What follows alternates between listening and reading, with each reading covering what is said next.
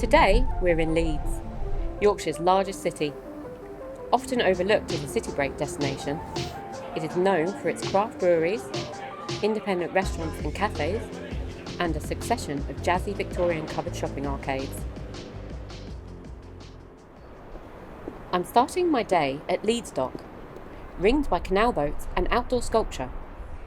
It's also where you'll find Leeds' award-winning independent coffee roastery, North Star. We're quite unique in the sense that we are a coffee roastery as well as a coffee shop, so that essentially sees us sourcing our beans directly from growers that we know and trust. Usually in normal times we kind of go 2 to 3 times a year to visit the producers that we work with and buy directly from them, so vetting social and environmental practices. Okay. Perfect. All right, thank you.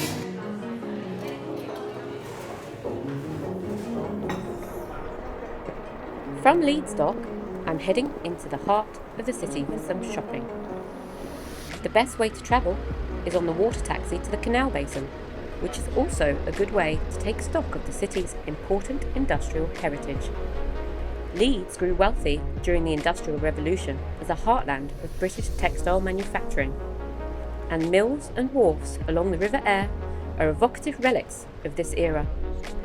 The waterside grey heron mural is one of my favourite examples of the city's flourishing street art scene.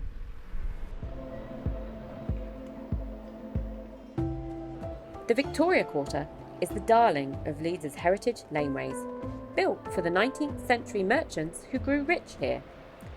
Locals come here and to neighbouring County Arcade to shop and eat at the terrace cafes. The Victoria Quarter's stained glass roof was added in the 1990s, but the beautiful tiles in these arcades are original Bermontofts. This afternoon, I'm off to Northern Monk, a local craft brewery with a taproom in a Grade 2 listed flax mill. It's famous for its hoppy brews and experimental collaborations, and has experienced phenomenal growth since it was founded less than a decade ago.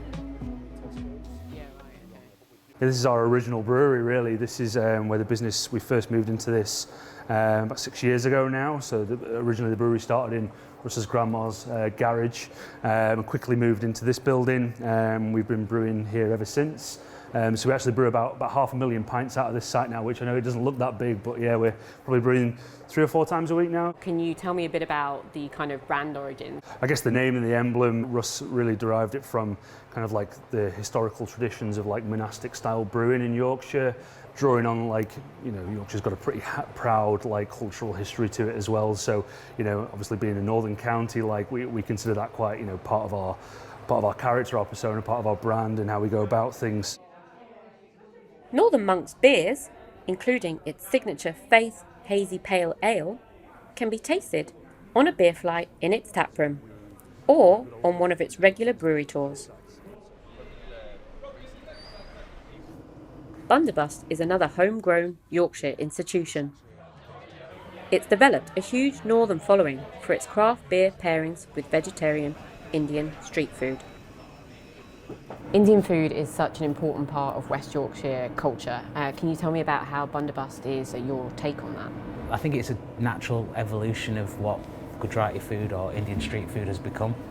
I think with Indian food as well, as you say, it's a big piece in West Yorkshire, but it's kind of always been known as being like curry and naans and chapatis and, sort of very well-known dishes, whereas I think at Bunde a lot of what you might see here isn't that well-known still.